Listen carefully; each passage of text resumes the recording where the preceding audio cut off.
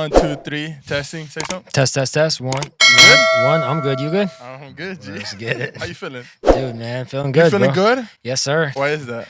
Well, because it doesn't pay anything to feel bad. That's true. But pain can feel bad. It can also How feel much they good. paying you, though? You know, depends on the job. What we talking? People think pain is a negative thing. That's true. You want to get deep? I mean, we jumping right in? Shit, we always get deep. All right. You feel me? You staying on this. We're not talking about the sexual thing. Pause. Nah, but real shit, like, if we're going to talk about pain for a second randomly, there's a lot of growth behind pain, you know what I'm saying? Bro, real That's shit. the only way they say growing pains, right? But like deeper than that, in order to be able to do what you actually want to do, it's going to be a lot of pain involved. The more you can callous your brain to be used to that pain and to be able to go within that and find comfort in that discomfort, that's the only way we can really achieve anything, right? Hell yeah.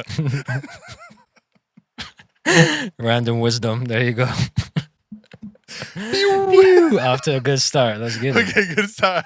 What's up, everybody? Welcome back to the best motherfucking show in the whole wide world. The Maikon Show is late, you know. We chilling for the first time ever. We out here. We outside in LA, Los Angeles, you know. Yes, sir. City of Angels. We're chilling. It's beautiful out here, man. The weather's crazy. But today, I have an amazing, talented, beautiful human being. Oh, man. Thank you. The amazing, the myth, the legend, TALAL!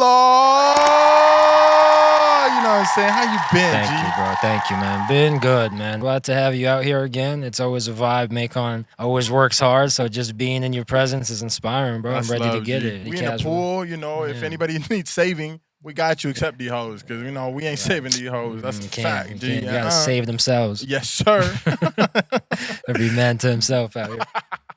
Yeah, stop saving the hoes. All right, listen, bro. How's life in Cali? How's life in Los Angeles? It's a dream. Every now and then I'll look at the Hollywood sign or like I'll see Sony across the street from me and I'll be like, God damn, like Crazy. we're really out here, like exactly where I'm supposed to be, I feel like. Facts, G. And where shit happens, you know? Where were you born? I was born in Jordan. Where's that at? It's right next to Syria. It's bordering with Iraq, Palestine. They call it a different name nowadays, but we call it Palestine. Yeah, and that's where I'm originally from. That's Palestine. That's where my family, my dad grew up and where my grandparents and everything grew up. A lot going on over there right now, bro. Definitely. Yeah. Technical difficulties. We'll be right back. Off the record. Off the record. Off the record, yo. Man. You gotta get it in. Uh-oh. There it is. Okay. Don't jam it in too hard. There you go. Yeah. Okay. You know, sometimes you gotta do a little pushing. You feel me? Nah, but right back to the story, man. A lot going on over there. How do you feel being in the U.S., seeing what's going on, you know, in the Middle East? I see what you're saying. Seeing it as a bird's eye view. Got it. How does that make you feel? It's tough because you want to be involved and you want to give back and you want to help and you want to help push people forward. But at the same time, you want to build yourself up. You want to build your own career up and you want to find your own footing. A lot of times you miss being back home. I miss being back home. I miss my people. I miss, the food, the family. But then I got to remember why I'm out here. At the end of the day, it is for the reason, the purpose of helping those back home and giving back. But it takes some time to step away in order to be able to come back stronger and, with something to offer and give to the people. But yeah, I mean, it's sad just seeing what's going on and it's like you feel like you can't do anything about it being this far away. And shit, I mean, a lot of people can't do anything about it and they're right there. So it's not easy either way. But again, it provides me the motivation and inspiration to keep pushing out here so we can eventually, do what we need to do back home. Growing up in Jordan, how was that? Was it the same back then as it is now, or was it different? Jordan, as a country, has always been pretty chill. Oh, okay. There haven't been too many conflicts or anything necessarily in Jordan. It's always the surrounding states that have been turbulent. But Jordan was pretty chill, man. I grew up mostly in Jordan. I spent some time in Saudi Arabia as well. Oh, that's dope. And then a couple years in Malaysia randomly. But how was that? Malaysia? Yeah. It was random as fuck. It was just like out of nowhere as a 13-year-old. You just find yourself in like Southeast Asia. It was dope, man. I was just, as a kid, I was very like introspective also, as I still am now, but I would just do my own thing. I had a basketball court, I had a swimming pool. Oh shit, yeah. And I had like a pool table, so we were lit, whatever. I could, just have a good time wherever I was. So it was cool, man. Damn, so you got to see the world at a young age. Pretty much, yeah. Just different perspectives, different cultures, and Did you find music over there? that is actually where I started. Where I wrote my first song was in Malaysia. Oh shit! Actually, yeah. Then it wasn't random. There was a Yes. meaning behind it. Yeah. That was when I discovered, my love for rap specifically, because I used to write poetry as a kid. It's funny. I was actually watching Little Romeo. You know that show? You Little remember Romeo. that show? Yeah. That Which shit was is- lit. Yeah, dog. That shit was just as a kid, like you seeing that guy, he's the coolest dude ever. He's balling, he's rapping. Coolest, bro. He the was the Master shit. P. Like it's funny, I actually met them both out here at the Damn. Revolt Summit. So you used to do poems. How did that transition to a passion? From poems to now you're making music. The reason I brought up Lil Romeo was he was kind of like one example of a rapper as a kid that I saw, and I was like, that's pretty cool right there. Yeah. And I kind of write stuff already. And then I started listening to, I discovered Eminem, and I heard his songs on the Damn. radio for the first time. What was the first song you heard? Man, it must have been like, I can't remember. It must have been Without Me. It was on the radio, so it must have been something more friendly. Just like, what is this? Like, who is Yeah. this guy? And so, I don't know, man. I feel like between those two things, having that passion for writing already and then falling in love with music, listening to Eminem, seeing these guys like on TV rapping, I started writing. I was like, I want to write a rap song, but I didn't know Yeah. how to start. Yeah, Like- back then as a kid, yeah, no idea, bro. How do you write a song? You know what I'm saying? Where do you- Yeah. And so I remember my first song that I wrote was actually a parody. I was like, okay, maybe I can parody a song. That way I can find out the structure of how to write a song. And so I parodied, the first song I parodied was Unfaithful by Rihanna. Like just random shit. I called it Ungrateful. Oh shit. It's basically like how like a kid that's ungrateful to his parents. From there, I wrote my first song about like I think basketball or some shit. Was it like we playing basketball? Similar, probably. I think it was like going all around, up and down the court. Hey. It don't really matter if you're tall or short, Ooh. because I was a short kid. Yo, you sound like the Middle Eastern Zac Efron, low-key. I did have the hair back Oh then. yeah. I Oh did. shit. Before You have Bieber. pictures? I probably do. Pretty emo looking kid. Yeah, bro. Fuck. So from there, like I started experimenting in songwriting, and then I discovered it was something I really liked because I already loved writing. So writing a song was even more interesting than a poem to me. I still kept my poetry even to this day. Like whenever I write, I try to write something that means something to me. It's a way to get something off my chest. I feel like it helped me cope with a lot of things as a kid too. But really, it was just I was trying to be positive in my music. Like my first song that I wrote after the basketball shit, like an actual song. It's called Be Yourself. That's dope. And then like the one after that, just stuff like that, just reaffirmation. Then I did a talent show in Malaysia, and I actually ended up like winning the top prize out of like the whole Oh, school. shit. I was just a kid. It was like between seniors and shit like that. Damn. That's So dope that as really fuck. gave me that first like stage performance feeling, that achievement, and just kept me going from there. You found passion for music back at home, right? Like Yeah. back in the Middle East. When do you come to the U.S.? So that wasn't until I graduated high school and I came here for college. Were you already making music? Was it already a passion? Was it evolved already? Or was it still kind of like, I don't know about music. I don't know if I Yeah. want to follow it 100%. Yeah. So it was definitely a passion. It wasn't like a professional passion as it is now. I wasn't pursuing it actively and professionally, but I was writing all the time. Like I would Oh, just okay. write songs. And then on my 18th birthday, I actually recorded my first album, 10 tracks. My cousin, Damn. Mazen, shout out to Mazen. He's an audio engineer. He lives out here now too. He was studying at a university, SAE, it's called, a Sound Audio Engineering Institute or something like that. And so he had access to their studios. So he was able to get me in like the big ass studios and we could Oof. just record shit. But that album we recorded at his house. So I was doing shit. I had a few songs, but they were ass. Like they weren't really Where did you touch down when you came to the U.S.? Utah. Oh, shit. Shout out to Utah, you know what I'm saying? 801. That's home base. Yeah, man. We love you, Utah. Yes, you know what I'm sir. saying? Y'all just need to change a little bit with the weather because a little bipolar, but it's all good.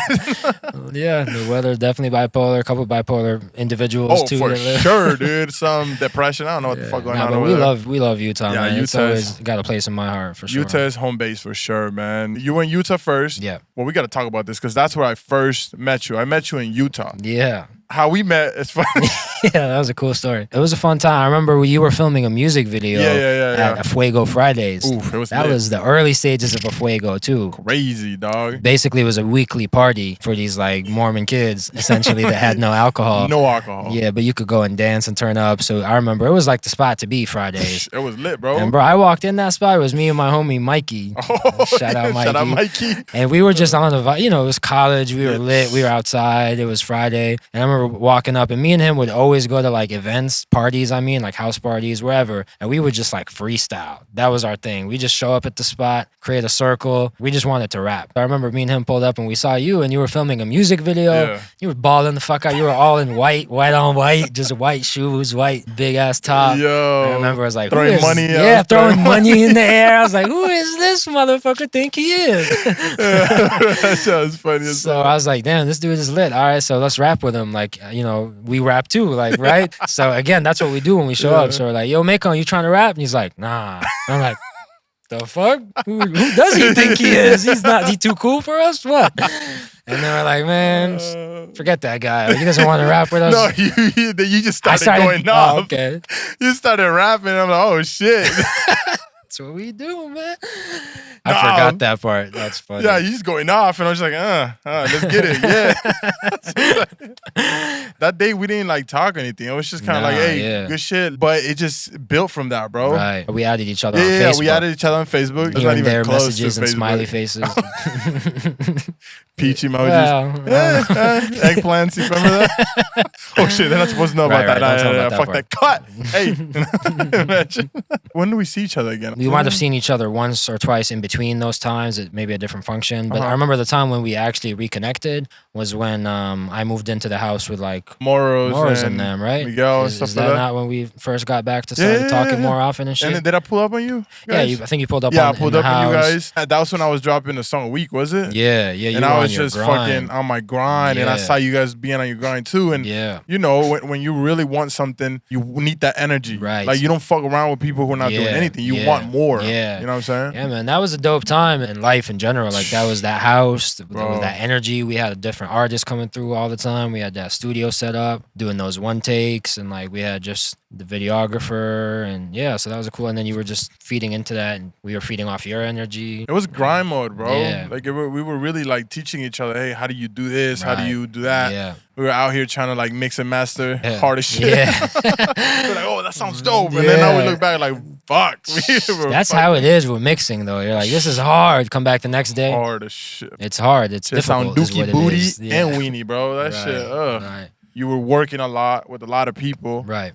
When did you decide, hey, I need to move to LA? Molly was a big part of that equation. Moros? So I don't want to leave Moros out of the picture. Yeah. Oh, okay, yeah. When I first moved out, I had done the album at 18, whatever, here and there. But then it wasn't until like I was in Utah that I actually started. Basically, I was in a relationship with this girl. It was my first love. This was like early on when I moved out to Utah. And I remember I like had a breakup with her, and I thought I was in love and everything. And then she like broke up with me, pretty much. And it wasn't gonna work out. She was like 3 years older than me. She was my student actually. I was teaching Arabic. Oh for a while. shit! Damn. And she's just LDS Mormon. I've seen that episode before. You know, Yep, somewhere. after class. No, but she was, it was pretty PG. Again, she was a devout LDS. Oof. I was a devout Muslim. Am a devout Muslim. That's and dope. so the religion wasn't. It was gonna get in between us, I guess. Yeah. And anyway, and so we broke up, and I just remember being like hurt as fuck about it. I was just down and out. I was just, you get that breakup, you get that feeling of emptiness, and you're Depression. just like depression. Yeah. And I didn't believe in depression as a kid. Like I was like, I'll just be happy. Just, you know what I'm saying? Like fuck that. It's just real. my one friend was like more mature than me. I realize this now. He would like get depressed in high school. I'm like, man, you tripping. Like, just be happy. Like, just smile. Like, just live life. Like, be positive, which is cool. But it's like, that's not when you're going through it. That's like when you get shot and like, hey, just breathe. Be okay. And it's like, what the fuck? I got shot. No, it's real. It's definitely real. And so I remember that's when I really learned what depression was, because I felt just like down and shit. And I remember I was on my couch in my apartment. It was like dark, probably like 7 p.m. I was just on my couch by myself, just laid down there and just like, just feeling like shit. And I'm like, damn, am I just going to keep laying here, like moping around, like listening to Neo,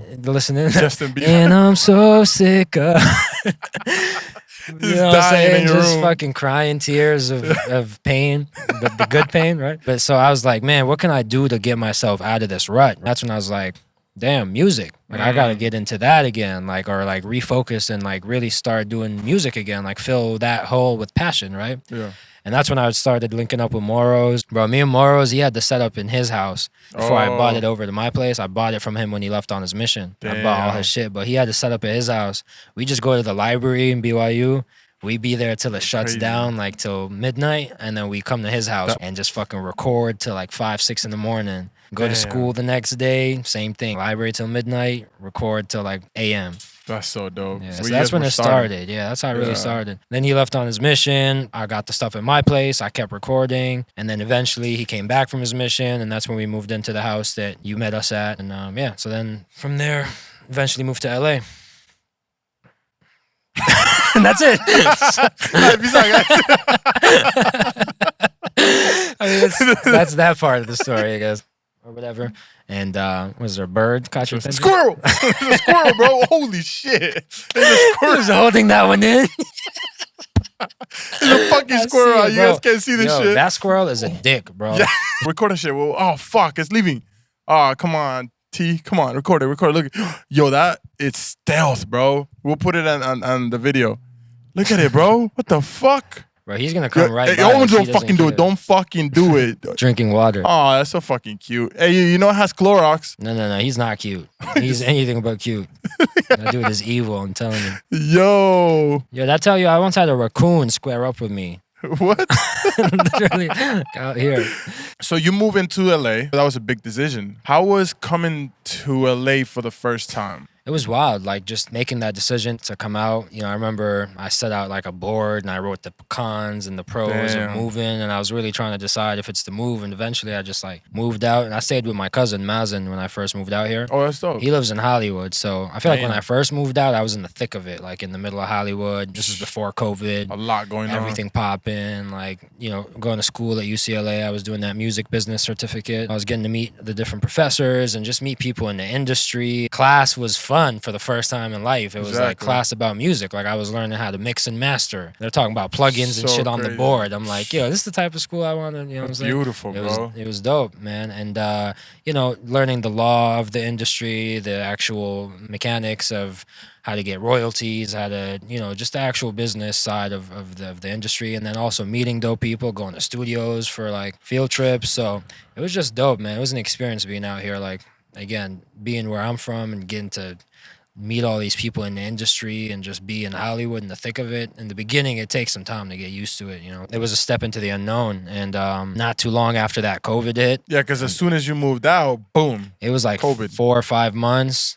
And then, yeah, COVID hit. But in those 4 or 5 months, it hadn't settled in yet. Moving out here, I was still getting settled, just barely got my apartment. It was definitely different, man. And now, speaking from the perspective of today, getting a bit more established in the city, it definitely took some time. But it was definitely a transition to be able to go from somewhere where you're kind of a big fish in a small pond to now being a small fish in the biggest, ocean, bro. Yeah, in the fucking ocean. There's sharks here. There's whales here, bro. Institutional whales. Crazy, bro. Yeah. Bitcoin. Yeah. What? Ethereum. right. Crypto. Yup. Bro, fuck. Don't even get me started. It's happening. Let's get it. You know what I'm saying? It's tough right now for Thanks, crypto bros. Bitcoin. For Thanks, crypto. Obama.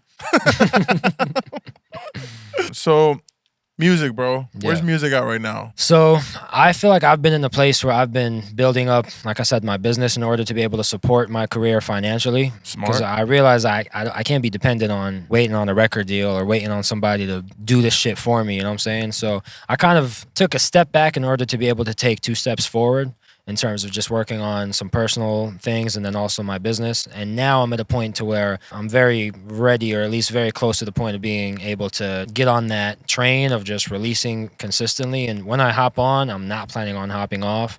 And so I'm just waiting on, I don't want to say the right time because the right time is now. Just a couple things to, final knots to be tied up in order for me to be able to start releasing. I have a catalog of music right now. Yeah. Hits, if I were to say so myself. I'll listen to them. They're fucking fire. Thank you, sir. I'm at the point now where I'm getting pretty ready to just start giving it out to the world, man. I'm kind of sick of holding on to it.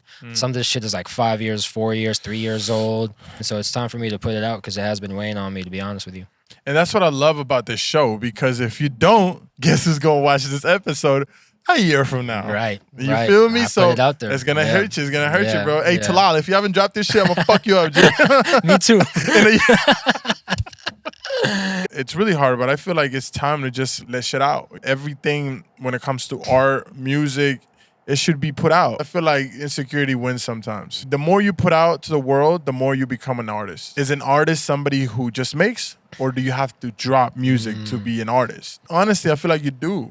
Because being an artist means being able to deal with that judgment of your work. Yes, that's definitely a part of artistry. Yeah, that's a good point. Being able to deal with all that pain sometimes, because not everybody's gonna like your shit. Right. Pivoting, getting Yeah, better, you yeah. need to put music out for the world to judge. Yes. You need it. If you don't put it out, it's because you are judging it more than they are. If you don't put it out, you're a hater to your own music because you think it needs to be perfect. Nah, it's music. You have no clue. I bet you put out songs that you hated it, and then somebody was like, damn, that helped me Yeah. with depression. That helped me True. with something I went through. That helped me with the heartbreak. So I'm excited for you to put out the music, bro. You got dope shit. I think you got a lot of good quality shit that the world needs to hear. I am making this commitment right here, right now, with you in front of your audience. Coming very soon. I will put everything out that I have been holding on to. I just wanted to be able to have enough content to where when I start, but I've been had that, so it's not an excuse. Yeah, it's I need not to an just put excuse. it out. Stop You know what I'm playing, saying? G. But I'm saying I have a lot of dope stuff, and it will be put out does. very soon. What does the future look like for TALAL then? My catalog is bussing. Hits dropping back to back. I got probably two to three albums out on tour. Oof, okay. My land business, my real estate business Fuck yeah. is not autopilot, but being managed by me, you know, kind of more passively. And at that point, my real estate catalog will hopefully be a bit more, you know, commercial. Let's Fuck yeah. say a bit bigger properties, and just having freedom, man. Just doing what I love to do, which is music, and having dope conversations with dope friends, and expressing how I feel to the world, doing what I love, and getting paid. Hey, money, money, money. And See, then that's- helping, you know, people also. if I got time. Where do you go when you feel stressed? When a lot's going on in your life, a lot's going on in your mind. Where do you go? What do you do? Honestly, man, I just go outside, like in nature, take a walk, come out here by the pool, take a swim, do some meditation, some like stretching, some yoga, if you want to call it. Yeah, just come out and get inside my body, work out, do something physical. Pause, I think. You're looking at me weird. It's like, hey, yo, getting inside your body. How do you do that, Talal? Let me know. Let the Spiritually, audience... Maikon, spiritually inside my body. It's called interoception.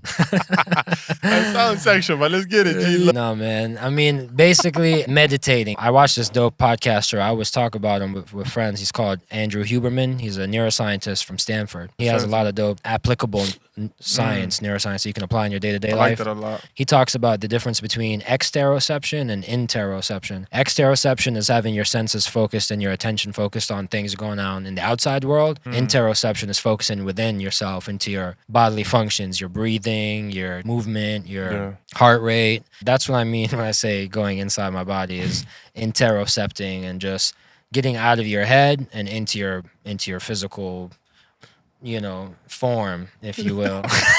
I'm not gonna say body again. You get me? This motherfucker, 3 years old. Another knee slapper for the books. Yo, I'm no, not saying no, anything. That's what I'm saying, G. I You feel know, me? yeah, I'm just gonna stay shut. I don't sure. care. I don't care. You give me those looks, though. You give me those dirty looks. Dirty look. What are you talking about? Those smirks. Oh, Nah, no, man. bro. But yeah, honestly, just to get outside and just take in nature, man. It's take. I sit on the cactus. That's what I do. Is that what you want to hear? I knew it. Take in nature. You better cut that. Nah, shit. we're gonna leave that shit. You gonna leave it in there? Front news: Talal sits on cactuses and goes inside of his body. Let's get it, yo. That's what's up. See, that's why I like honesty. You feel me? That's what I like, G. man. Thank you for sharing. I with know the you people. like that. I know that's what you like.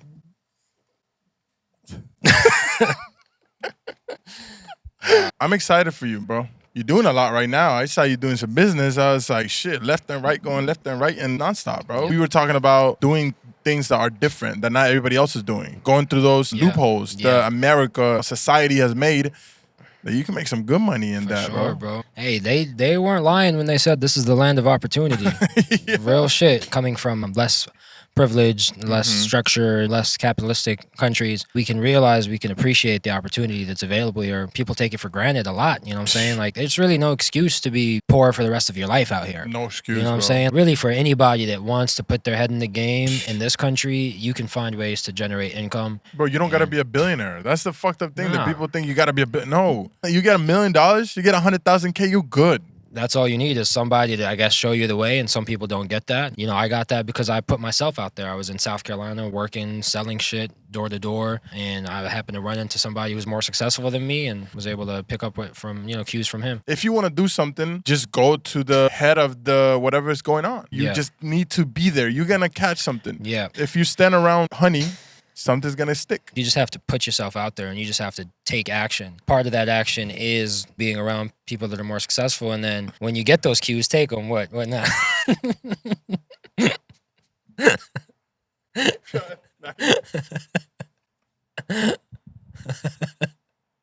I just keep thinking like he's just sitting on a cactus like this. Don't think about that. Definitely would not like that image to be in anyone's head. Yeah, fuck that shit. Listen, bro, I feel like you need to open up your mind sometimes.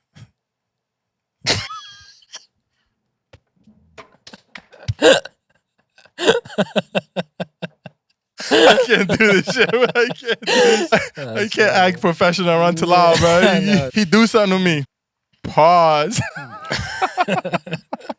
Nah, for real, bro. I want to tell you, man, I'm grateful for you, bro. Real shit. Same, man.